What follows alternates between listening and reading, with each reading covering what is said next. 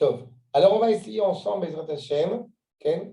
N'oubliez pas de mettre. Voilà, je vois des écrans. Bon, ah, il y a le petit de Benjamin Sultan. Bon, Tov. En attendant, je voudrais avec vous, en fait, voir plusieurs couples qui sont présents dans la Megillat Esther et évidemment, quelles leçons, je pense, importantes on peut en tirer. Alors, on a effectivement 3 couples.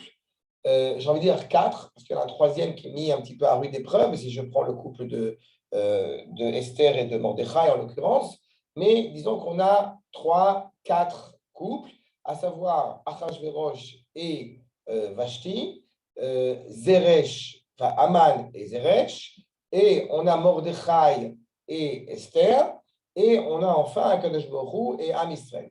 D'accord? Et je pense que de ce qu'on va essayer d'en tirer, je pense que chacun d'entre nous, encore une fois, peut vraiment en apprendre quelque chose vis-à-vis de son propre couple.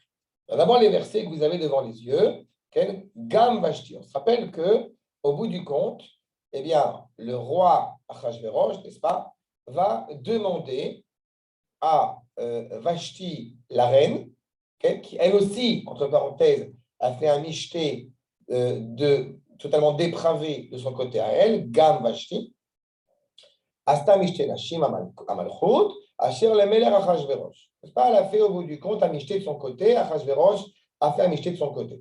Beyom Hashevi. Donc on arrive le jour du Shabbat.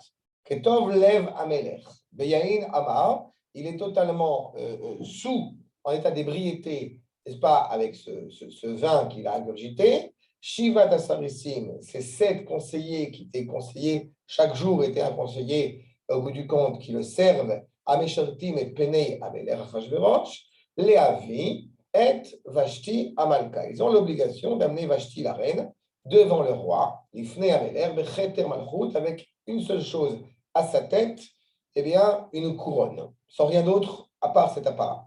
Les Harot, afin de montrer, les Harot Amim, Ve'asarim, et Yofi, afin de montrer sa beauté, la propriété des Achashverosh, n'est-ce pas? Qui Tovat Marei, parce que semble-t-il, elle est belle. D'accord? À la question évidemment sur la corde, machin, la queue, etc. de Vashti, je vous encourage à aller voir évidemment le cours sur YouTube, sur ma chaîne et pouce bleu. Voilà. En tous les cas, le fait est, c'est qu'il y a un cours qui existe là-bas. Et je ne vais pas m'attarder là-dessus, je vais m'attarder justement sur l'appellation qui ici est évoquée. Vashti Amalka. Et regardez bien la réponse de Vashti. Okay? Malka Amalka Vashti. La reine Vashti, au bout du compte, a refusé. Vous remarquerez qu'il y avait Vashti Amalka, Amalka Vashti. Donc évidemment, cette appellation qui est inversée, elle est lourde de sens. C'est-à-dire qu'elle ne refuse pas pour des raisons de pudeur, parce que comme je vous ai dit, Vashti, Baruch Hashem, était suffisamment dépravée, n'est-ce pas? N'oublions pas qu'elle est la petite-fille, n'est-ce pas, de Nebuchadnezzar. Donc elle est suffisamment dépravée, seulement elle ne veut pas venir. Parce que qu'est-ce qui est au bout du compte mis en valeur? C'est d'abord et avant tout son orgueil. Donc la reine Vashti refuse de venir lavo Dvar Amelech, elle refuse au bout du compte d'écouter, n'est-ce pas, le roi, Asher Beyad Asarissim, envoyé par ses serviteurs, et du coup, évidemment, cela va le faire sortir de ses gonds, si je puis dire, et il est profondément en colère, et la suite, on la connaît. Maintenant, ce que je vous ai dit un petit peu à l'oral, vous pourrez retrouver dans le Malbim, mais je pense qu'il y a une vraie importance. D'abord, d'un point de vue déontologique, il faut avoir en tête que, semble-t-il, Achashverosh n'est pas de lignée royale. Il n'est pas d'ascendance royale. Et même le cas où il le saurait, le cas où il l'aurait été, il n'empêche qu'il y a toujours un rapport très méprisant de la part de la royauté qui a précédé et la royauté qu'il a, au bout du compte, conquise et qui vient après elle. On se souvient que le rapport de la Grèce à l'égard de Rome est profondément grossier, profondément vulgaire. Justement, Rome est une pâle copie au bout du compte de la Grèce, etc., etc.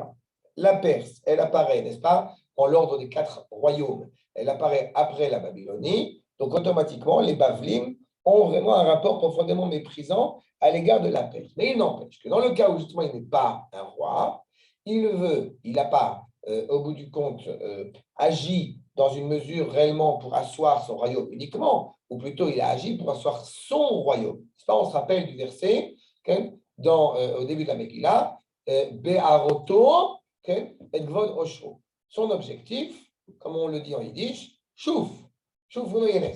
C'est-à-dire, c'est son objectif, évidemment, c'est de montrer au monde entier, regarde comme je suis beau, regarde comme je suis grand, etc.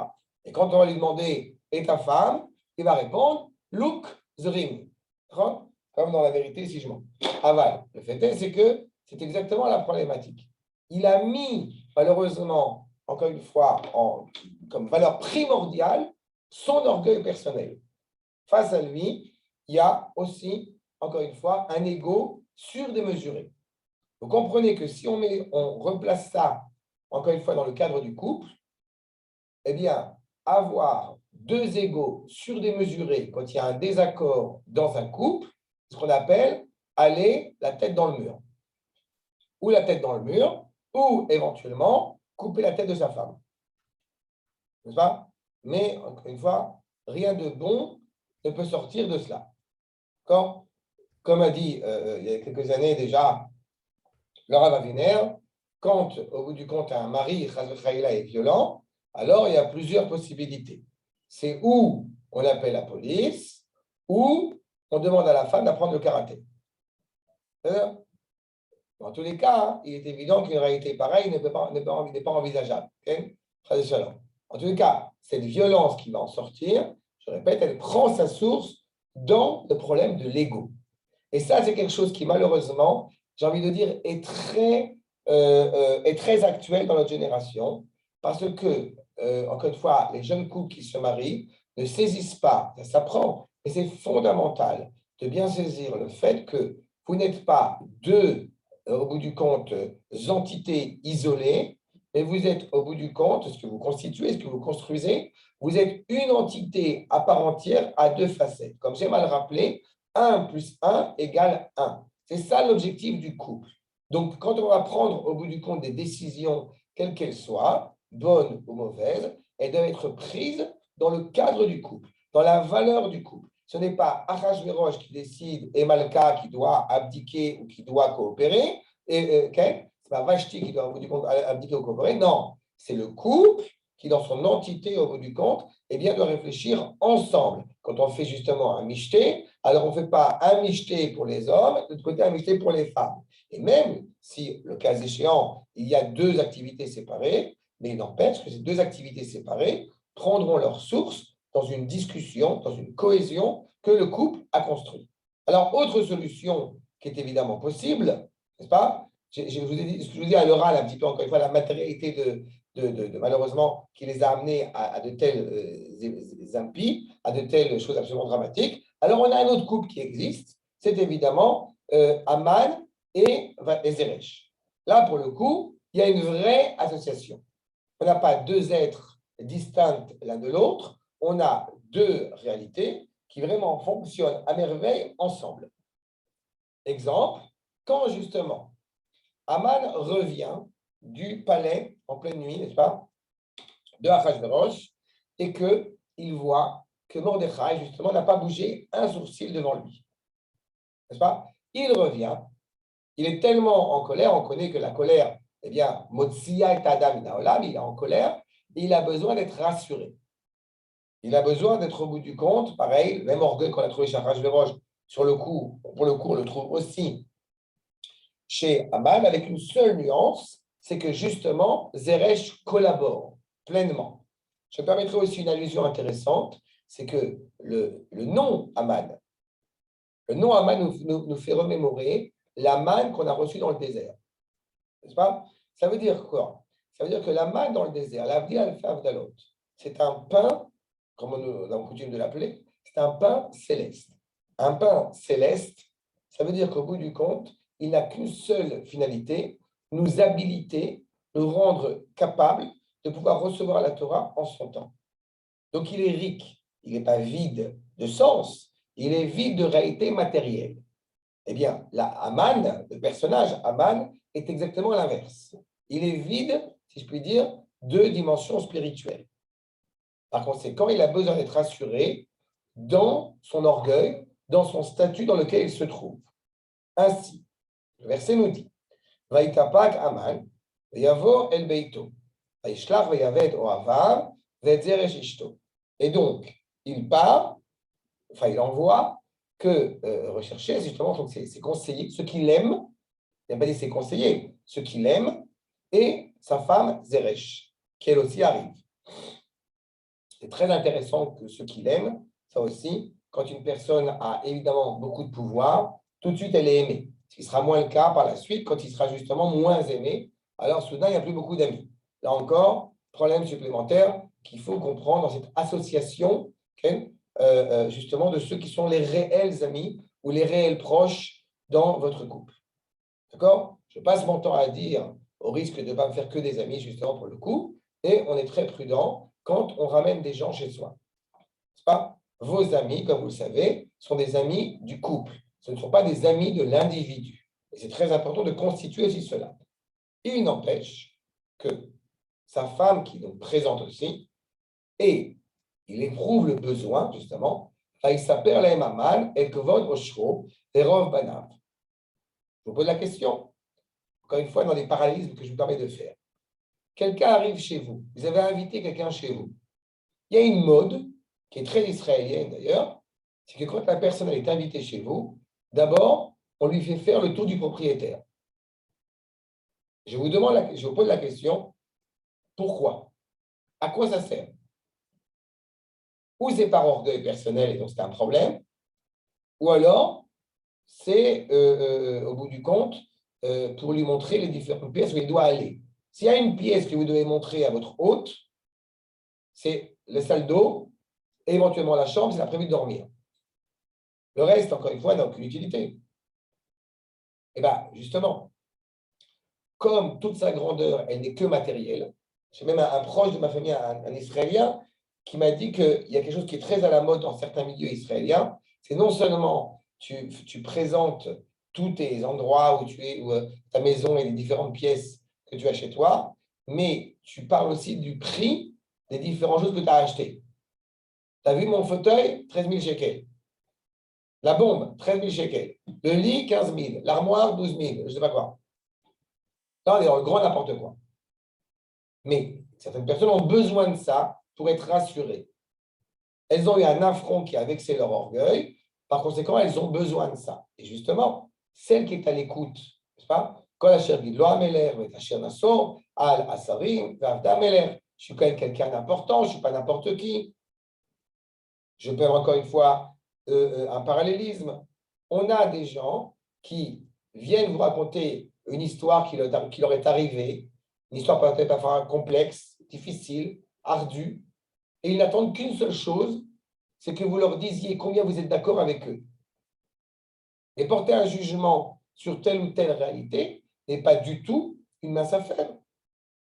Il m'arrive souvent de conseiller des jeunes couples, justement, et le mari me raconte une version, et on aurait pu attendre à ce que, effectivement, tout de suite, je lui dise ah oui, tu as raison, c'est honteux. Non, je veux parler avec ta femme. Pourquoi? Parce que je veux entendre au bout du compte comment est-ce qu'elle voit les choses. Et en fonction de ça, comme j'ai coutume de dire, vous cassez la tête, chers messieurs, s'il y a besoin de vous casser la tête. C'est ça l'objectif. C'est ça? Mais là, encore une fois, ce qui importe, c'est de montrer toute sa grandeur, de montrer qu'il n'est pas n'importe qui. Vayomer Aman, Floevia Esther Amalka, même Esther, qui est donc juive et qui a priori aurait dû soutenir, eh bien, au bout du compte, son parent, elle-même me soutient. C'est avec moi qu'elle a choisi. Elle aime pas appeler Mordechai, qui est le juge suprême, elle m'a appelé moi. Gam le machar, ani karula imamelech. Mais kolze, einenu shave. Malgré tout, déception, encore une fois, vous vous retrouvez dans une situation et qui n'a pas été confronté à ça, au bout du compte, une réalité où vous êtes apprécié du monde entier, sauf d'une personne. C'est ça?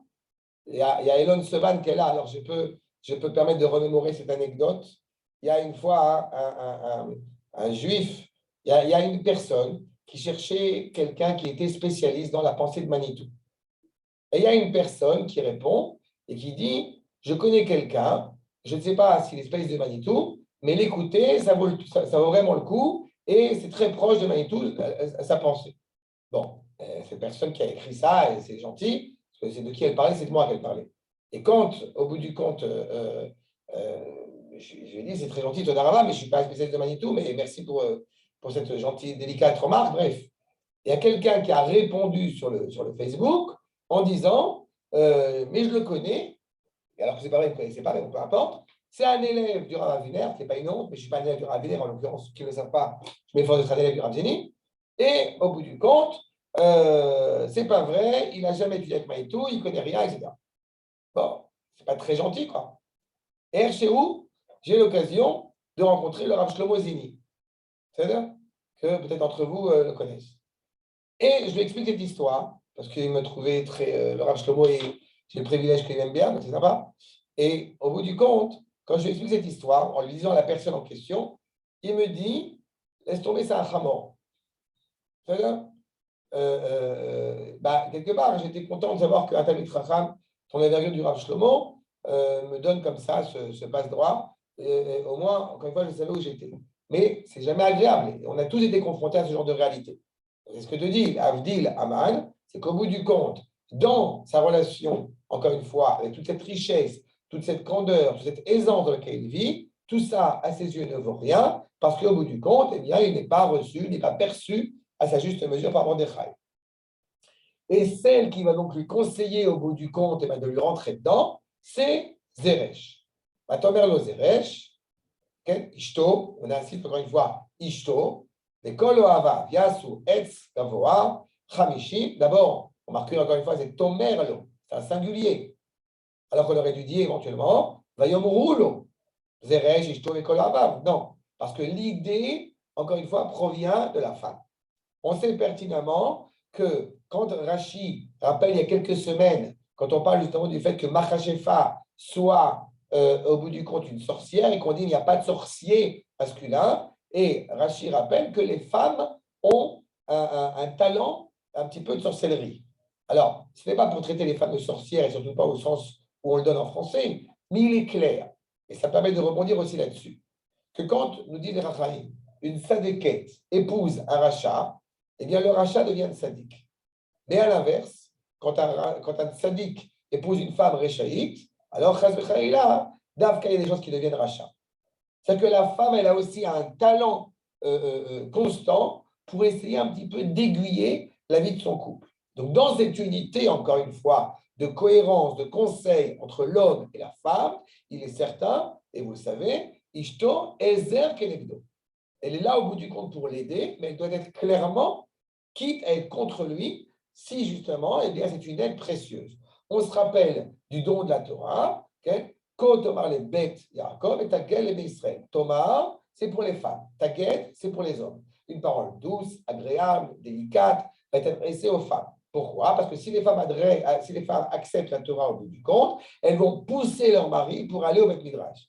Et c'est un rôle exceptionnel et d'une grande noblesse de la part de la femme. Là aussi, il faut le rappeler. Et puisque l'occasion m'y est donnée, je permets de le rappeler aussi. La Torah, Haverim, la Torah que vous étudiez, n'est pas une Torah individuelle. La Torah que vous étudiez, c'est la Torah de votre foyer, avec des implications sur votre foyer tout entier. C'est le pilier, encore une fois, de votre foyer. De la même manière que dans certains foyers, la Pkaïla et la Moudachidra, n'est-ce pas, l'épine dorsale du foyer, ça c'est évidemment c'est important parce que c'est la dimension physique et fondamentale, et la Torah comme épine dorsale du foyer. C'est-à-dire, chez d'autres c'est le gefilte fish, chez d'autres c'est le couscous évidemment algérien, mais chacun, encore une fois, a sa potion magique comme sa femme lui prépare. Mais le fait est, c'est qu'il y a cette idée-là.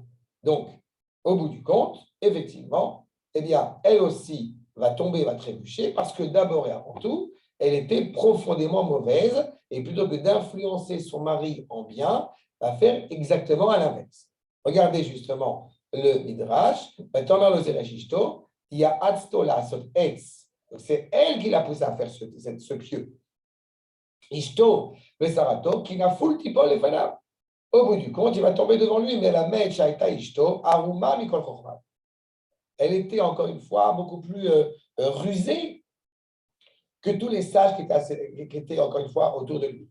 Shari Ayalo le Haman, Shin Samer Hei Yoatsim. Je rappelle les Rachaim que Haman, il avait 365 conseillers, un conseiller par jour. Et personne ne savait au bout du compte ce que sa femme Zeresh a su décrypter, a su deviner. Et Kulam lo yodim que Zeresh ishto. Et personne ne savait, encore une fois, à part, justement, eh bien, Zeresh. Donc là encore, par rapport au premier couple, on a une situation un petit peu meilleure. Pourquoi? Parce que nous n'avons plus deux réalités distinctes, mais nous avons, au bout du compte, une seule réalité. Sauf que cette seule réalité n'a qu'un seul objectif, amener vers le mal. Alors, il y a une troisième solution, qui est toujours une solution très complexe et très délicate, parce qu'évidemment, on n'est pas du tout en train de se porter volontaire pour que nous ou notre épouse soient menés dans une situation pareille. Ça, j'espère que vous en êtes conscients. C'est malheureusement la réalité de la galoute, quand le Ham Israël avait l'opportunité de revenir en Israël, qu'il n'a pas saisi et qui a amené au bout du compte Mordechai à se trouver dans une situation absolument rocambolesque.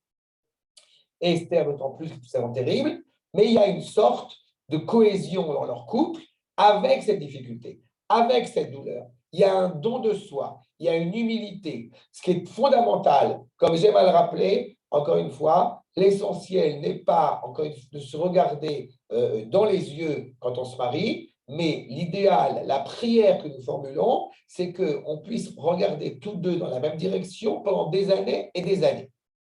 C'est la meilleure bracha qui puisse être. Parce qu'encore une fois, se regarder avec un regard romantique, quelque part, ça passe.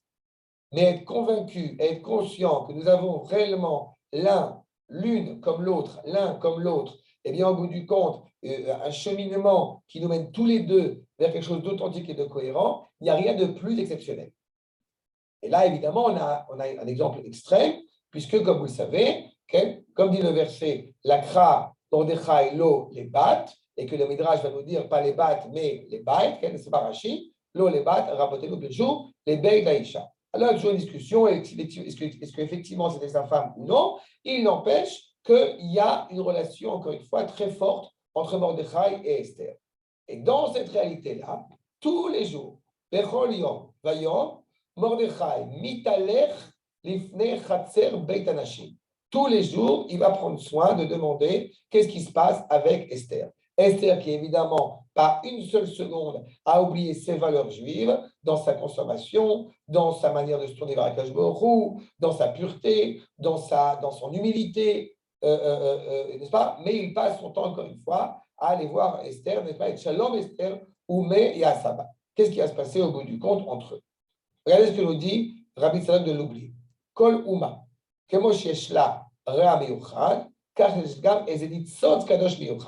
Chaque nation, comme elle a quelque chose de problématique, elle a aussi une étincelle de sainteté qui, encore une fois, lui donne vie. Qui elle, c'est là la source vitale. Chez Emenu Chayota, Ketam Vatam Echayet Kulam, c'est toi qui donnes vie à tout.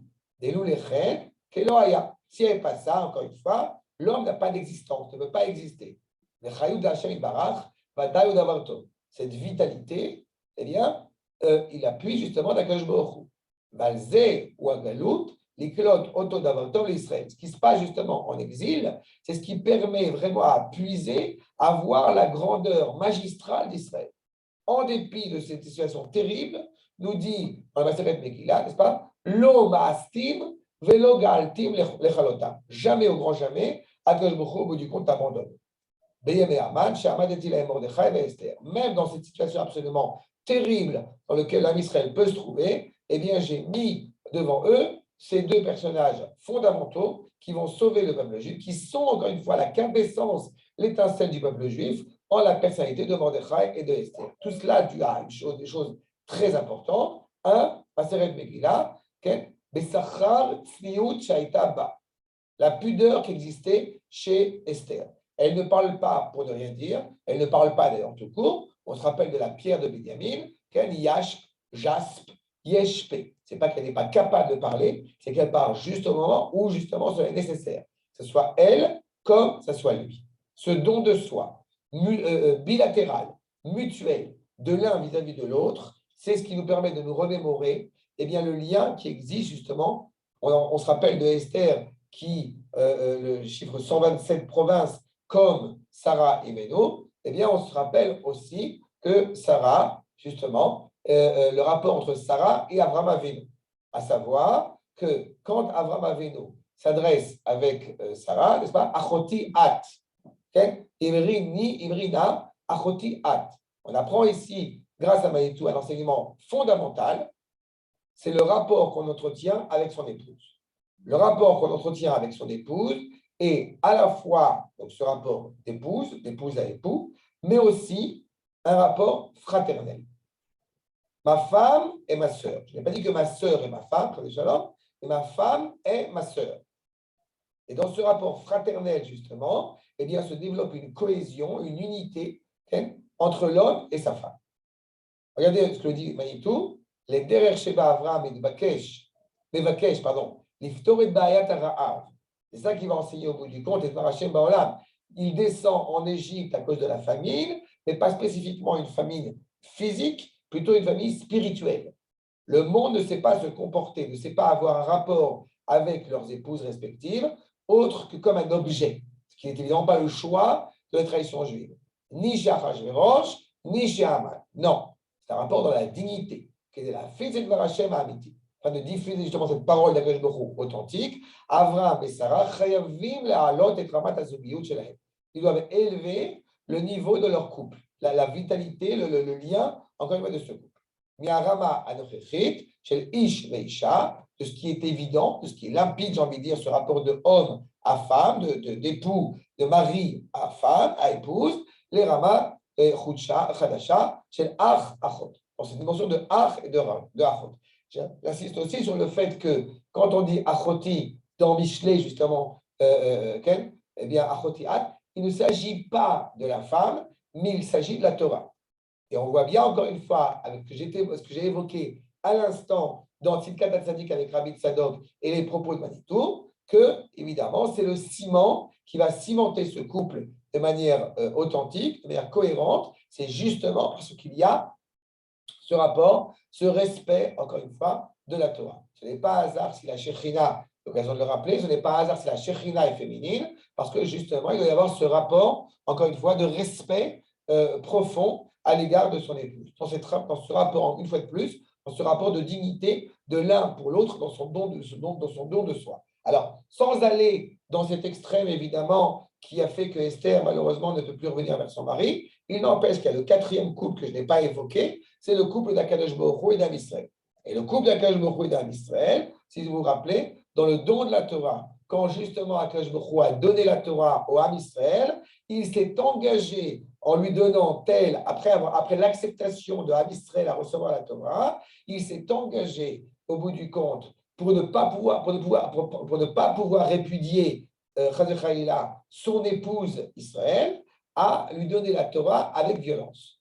Puisque la halakha, c'est l'image très forte qui est prise ici chez le Chachamim, à savoir que quand un homme a pris une femme de force, eh bien, il n'a pas le droit de la répudier. Et bien, c'est un petit peu la même image qui est évoquée ici.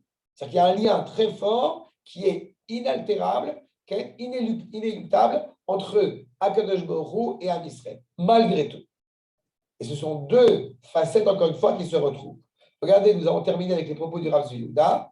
Isod, dit le Rav Yehuda, Isod Aseche, Shayach le Tselem Elohim Sheba Adam. On se rappelle que le fondement même de la dimension intellectuelle, n'est-ce pas, elle est inscrite en l'homme. Comme nous enseigne le Rambam, Asechel Shayach le Isod Adam. Le Sechel appartient justement à ce qui est fondamental dans l'homme, dans sa stabilité. Oulam, Al-Pirov, Isod Asechel, Yoter Mourgaj Tselaïch. L'homme a un rapport beaucoup plus analytique à l'égard de la réalité que la femme. J'ai coutume de rappeler que ma femme, qui est plutôt matheuse, n'est-ce pas, et moi qui suis plutôt tourné vers la littérature, etc., eh bien, il n'empêche que dans ses propres dires, elle me voit comme étant beaucoup plus analytique qu'elle, beaucoup plus rationnelle qu'elle. Il est évident qu'une famille ne peut pas tenir uniquement sur cette dimension rationnelle, mais il faut qu'elle existe en parallèle avec la dimension sensible qu'on va retrouver justement chez son épouse. Léo Matzot, Sad Aregesh Adam, Yoter Mouvlat etzel haïsha. C'est d'avoir Pachout, Veuvdati. C'est simple, clair et logique. Et encore une fois, en aucune manière, il ne devrait y avoir, à cause de cela, un reproche vers l'un autant que chez l'autre. Léo Matzot, Yesh Adgasha Miyuchedet Bagmara. Justement, la Gemara insiste sur le fait que Akadosh Baruch Hu, Natan Bina Yetera, la capacité justement à distinguer, même au sein d'une réalité accomplie, une réalité, j'en dire presque parfaite, eh bien la capacité à distinguer ce qui est bien de ce qui est mieux. Bina Yetera, Yoter Mibeish, plus que chez l'homme. Evdelze, Naoutz Beshoni Shikayam, Ben Yetzirata Ish, Yetzirata Isha. Dans la manière dont l'homme a été façonné et dans la manière dont la femme a été façonnée, implique cette réalité-là. Puisque la femme, au bout du compte, n'est-ce pas, est sortie du côté de l'homme, donc une réalité qui est déjà accomplie. On se rappelle que quand Akadosh Baruch Hu demande à la terre de faire sortir un homme, et la terre ne réussit pas. Il faut que Akadosh Baruch Hu, eh bien, s'ingère dans cette réalité pour pouvoir façonner un homme. Et de cet homme, qui était donc, comme on à la fois masculin et féminin, il n'empêche qu'on va sortir un élément féminin, d'une réalité qui est donc déjà plus élevée. À Chomer, chez la Ish, ou à Farmila Adama. Alors que ce qui, au bout du compte, a produit l'homme, provient clairement de la poussière de la terre. Et c'est sur ça que va naître, que va débuter, que va être enclenché, amorcé le nom d'Akadosh Baruch Hu. Par Nishmat Chaim. Donc, Chaim nous enseigne que la Neshama, au bout du compte, eh bien, elle part du nez, elle est au niveau du nez. Le souffle divin, justement, qui est insufflé dans les narines, n'est-ce pas, de la créature. Achomer, Shemimenu, Nesta Aitzira Elahit, Shela Isha, Eino Afar Min Adama. La femme ne provient pas justement de cette poussière de la terre. Et la Tsela, chez Adam, chez Livra, Betzelam Elohim. Et ce côté, cette côte, encore une fois, qui a déjà été façonnée par Akadosh Baruch Hu lui-même. Car, Gam Atzad Aruchani Anishmati Shel Aisha. Ce qu'on retrouve dans la dimension dite physique, eh bien, elle a aussi une application au niveau spirituel. Anishmati Shel Aisha, Elion Yoter Shel Aish. Plus élevé chez justement donc la femme que chez l'homme. Shad Briat, Aish Omer Hashem. Au moment où il fallait créer l'homme, Akadosh Baruch Hu nous dit, c'est Adam, Bilshon Rabim. Alors, c'est un pluriel, puisque vous savez qu'il y a eu 4 anges, n'est-ce pas, qui ont participé, au bout du compte, à la création de cet homme. Mais Shitouf Kochot Shinimi, Chesed, Sedek, Din, Ve Shalom. Léo Matzot, et Gaba Isha Neymar, et c'est lo Ezer Kenegdo. Alors que pour la femme, c'est, au bout du compte, Akadosh Baruch Hu directement, et uniquement lui, qui s'ingère dans cette création. C'est pour cela aussi que la femme, n'est-ce pas, tous les matins, chez Asani Kirtsono, elle a été faite avec exactitude à la volonté d'Akadosh Baruch Hu, Mishon Yachid. Et l'Ojutafut Pamelia Shel Mala, avec en aucune manière la participation du ministère céleste, si je peux m'exprimer ainsi. C'est-à-dire que vous avez 2 éléments ici fondamentaux, et que quand on va parler encore une fois du couple, c'est ce qu'on doit retenir. 1, il n'y a absolument pas d'ego. 2, donc du coup, il y a évidemment de l'humilité. Et l'expression de cette humilité, c'est la confiance perpétuelle qui doit gérer, qui doit résider entre l'homme et sa femme. Et cette confiance-là, elle est perceptible, elle est palpable quand il y a réellement un don de soi mutuel de l'un comme l'autre, de l'un pour l'autre. D'accord? Est-ce que Rabota, est-ce que c'est clair?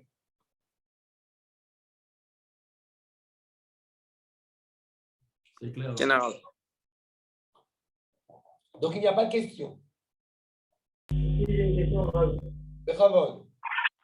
Ma phrase Véroche et là-dessus au début du cours. J'ai 2 questions en fait. Déjà, la première, vous avez dit brièvement qu'il y a écrit Gam Vati Amaka Senatim pour dire que de la même manière qu'il y avait un côté dépravé chez les hommes, il y avait aussi un côté dépravé chez les femmes. Alors, pourquoi ça la dérange d'expliquer son mari dans ce cas précis? Et la deuxième question qui est plus ou moins en adéquation avec ça, c'est dans l'histoire, c'est ok, pour le moment, il s'est énervé parce qu'il était du Mishtaïaïm, mais après coup, il s'est calmé. C'est Aman, enfin, une femme qui, derrière, a relancé le cas que tu as ouvert. Alors, je vais te dire un truc. D'abord, la première chose, ce qu'enseigne la reine, comment est-ce qu'elle a agi, comme ça elle va mourir. Étant donné qu'elle obligeait les femmes d'Israël à faire des mélachot le Shabbat, et en étant en plus dénudées, donc, étant donné qu'elle était pour la dépravation et pour enfreigner, encourager, plus encourager, obliger les Juives à enfreindre les règles du Shabbat, donc elle va mourir Shabbat dans cette situation justement de dénuement. Ça, c'est la première chose. Ce n'est pas, je répète, la problématique de dépravation qui fait qu'elle n'est pas venue au michté d'Achashvérosh tel qu'il lui a été demandé, c'est d'abord et avant tout à cause de son orgueil mal placé. Elle étant descendante d'un roi, alors que lui, non, il n'avait pas à m'appeler au bout du compte Vashti Amalka. Puisque c'est pour ça que Vatema elle, Malka Vashti. Je refuse en tant que reine. Tu n'as pas à me donner des ordres. C'est toute la problématique. D'accord? Maintenant, concernant la deuxième remarque que tu as posée, rappelle-moi, Mechila. La deuxième remarque, c'était c'est certes qu'il y a eu un problème de couple entre les deux, mais ça n'a pas été jusqu'au cœur. C'est même Mohan qui Ah oui, derrière. la deuxième problématique que tu me soulèves, il n'empêche que Achashvérosh, son réel problème n'est pas le fait que Vashti ait agi ainsi. Le problème, c'est que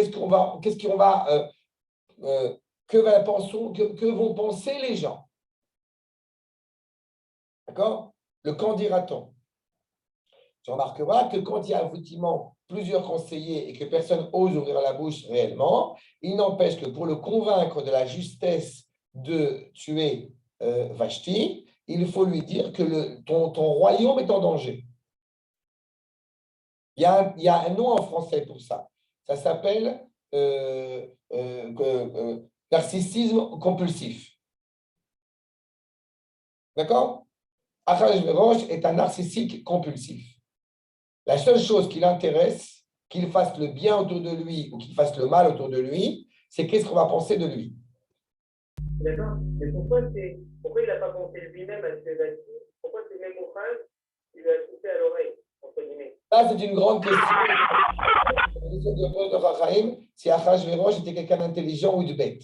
Controverse. Il est clair qu'il n'était pas quelqu'un de très moral, mais il n'avait pas forcément la stratégie qu'il fallait pour savoir comment réagir à ce moment-là. Encore une fois, il aurait pu demander, même s'il avait eu un soupçon, une once de bien, en allant demandant d'abord au Chachamim, justement, de Am Israël, okay, puisque Yodaïtim, malheureusement, eh bien, il n'a pas poursuivi dans cette route. Il faudra attendre la personnalité de Esther pour l'élever un peu moralement. Encore une fois, tu es influencé par le monde entier autour de toi et tu n'es pas forcément influencé par ta femme. Il aurait pu réagir, mais tu comprends bien que dès le départ, il y a un problème chez Achashvérosh de toute façon. C'est ça? Mais Mouchan, lui, n'a qu'un seul intérêt de la même manière. Il a qu'un seul intérêt, comme tu le sais, c'est de marier sa fille. D'accord? C'est pour ça que tout de suite après, il y a quelqu'un qui vient le voir et qui lui dit Ah, c'était votre fille. Non, c'est Rabbi Jacob. Bref, avant. Ken, Rabot, t'as autre chose? Il n'y a pas de question. Chazak. Alors, Bezrat Hashem, on se revoit dans 15 jours. Et on commence à préparer Pessah. Je vous encourage à poser toutes les questions que vous voulez, pédagogiques ou non, sur le couple ou non, quant à la préparation Bezrat Hashem de Pessah, qui est la plus belle fête, la meilleure fête, la fête géniale de l'année, Bezrat Hashem, qu'on va tous les éclater, ces Égyptiens, ces Palestiniens et ces Ukrainiens. Je vous embrasse. Shalom, Goldouv. Toda Rabba, Rav. On se retrouve en Espagne pour Pessah? En Autriche. Avec deux.